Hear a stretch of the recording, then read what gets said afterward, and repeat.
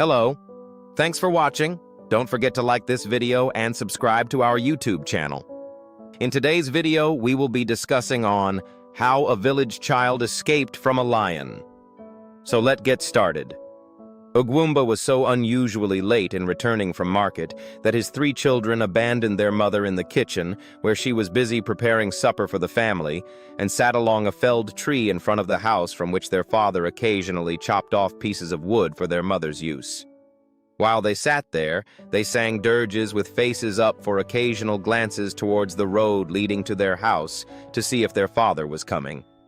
It was the belief among children there that if their parents were away and they wanted them back, all that was required was to sing the popular "Come Home" song, which would then be picked up by some message birds as they flew over. These birds would then carry the message to their parents wherever they were and deliver it to their parents' spirits inside them, which would then urge them to come home quick.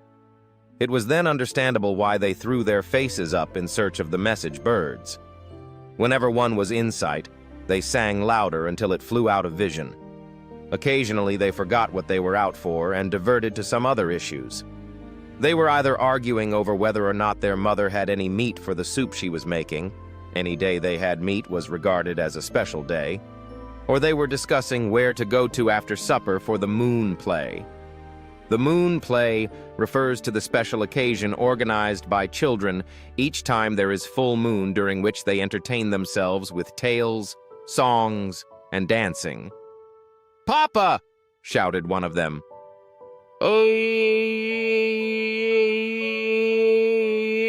He sighed as he heaved out all the air he took in before the shout of "Papa." He had seen a man very much like their father. When they all looked forward and discovered that he was not their father, they remembered their song and started again. "Whoever saw Papa, tell Papa to hurry back home, for his food is ready. The little child is crying, message bird, fly to my father and tell him to come home."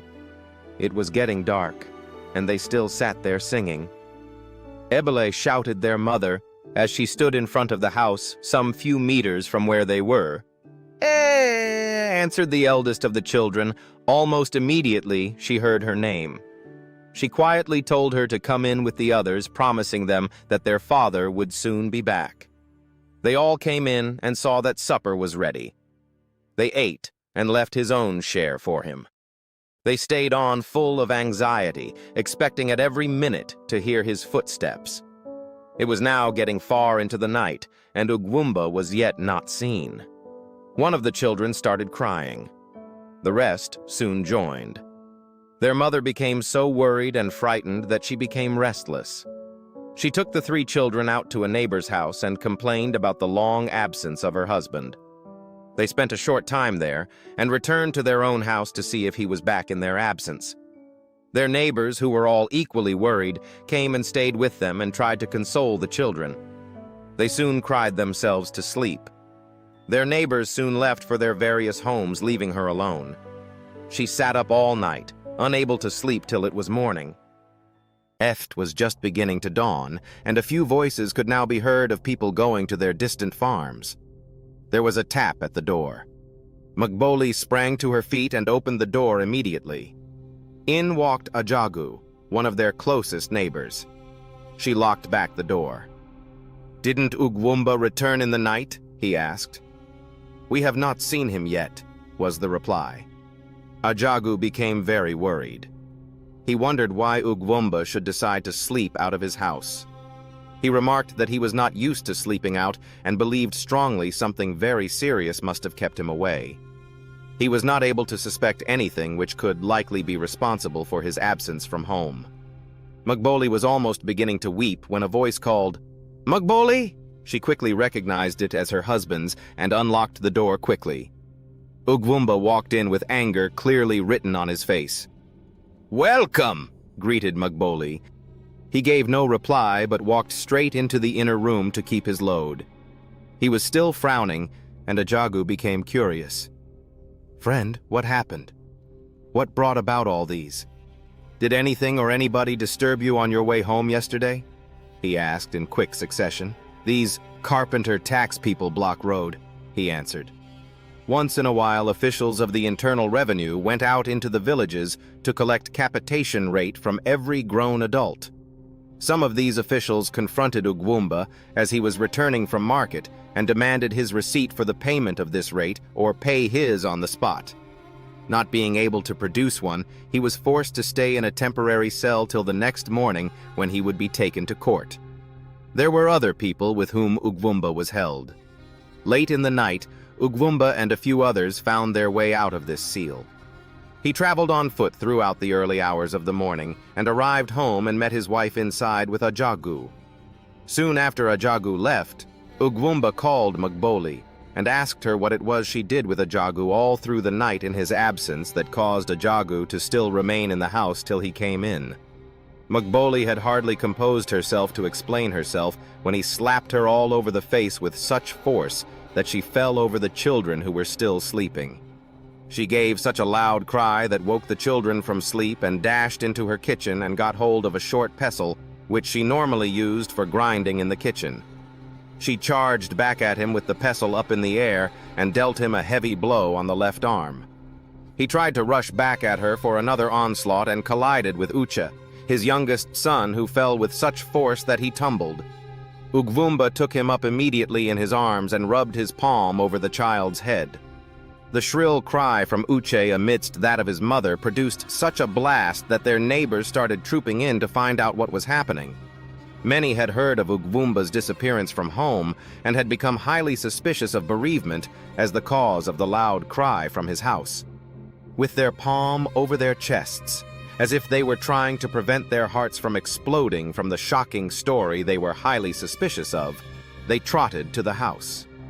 On seeing Ugwumba in the house, they heaved sighs of relief before they sought to know what was wrong in the family. With great difficulty, Magboli narrated to all the entire story of how she stayed awake all night watching out for the return of her husband. She told how Ajagu had come in a few minutes before Ugwumba returned to ask if he did return during the night. Deep sobs choked her up several times as she spoke, and Ugwumba realized that she was innocent and regretted his action. He expressed his regret and apologized. The whole day was a very gloomy one in Ugwumba's house. Magboli sat quietly on the floor of the house and spoke very little. She did not find any grounds to pardon Ugwumba for what he did. Magboli's sadness appeared to have gone with the supper, for after the family had had their usual supper, which was rather early that day, they were gathered as usual to listen to Ugwumba's tales.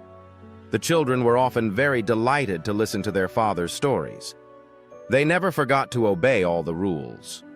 For example, if the mention of a snake was ever made in the course of the story, the children were expected to throw a piece of glowing charcoal outside to appease the snakes. If this was not done, they believed, the snake would visit them that night when they would be sleeping. It was bedtime, and Magboli had spread the mat for her children very close to their parents' wooden bed. Under the bed, a collection of charcoal was kept glowing to provide some warmth.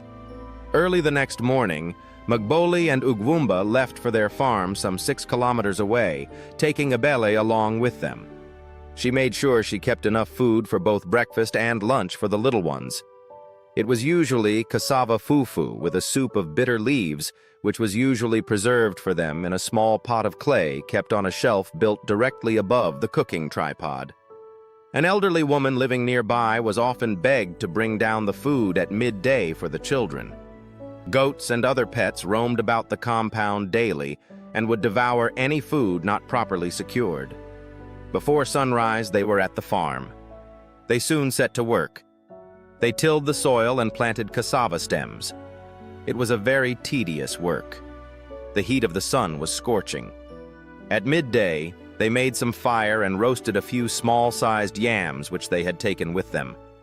This was all they had for lunch. All day long they worked until they were tired. Just before sunset, they collected their tools and left for home.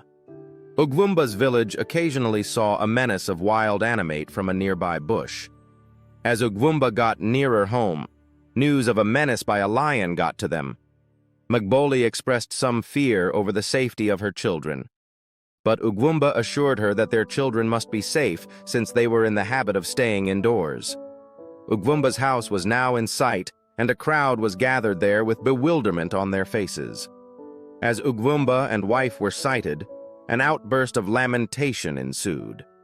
Mugboli quickly threw off the load on her head and threw herself on the ground, screaming at the top of her voice. Their neighbors came to her rescue, but she could not be comforted. She had not got the message. Her youngest child ran into a lion in an attempt to play outside the house. The lion pounced on him and took him away in between its upper and lower teeth and dashed into the bush. A hunter, upon seeing the lion with the child crying and wriggling in between the lion's jaw, decided to take the risk of shooting at the lion. He reasoned that there was no need to fear that the child might be hit by the bullet, since the lion was sure to eat up the child if he did not make any attempt at all. He then fired a shot at the lion and got it at the chest. It quickly fell down, releasing its grip on the child. The hunter quickly rushed forward and rescued the child, who was still bleeding. He rushed it to the village medicine man, who commenced treatment immediately. He applied some herbs to the bleeding wounds and the bleeding stopped. Meanwhile, the child was returned to the parents, who continued visiting the medicine man for continued treatment until the baby was fully restored to life.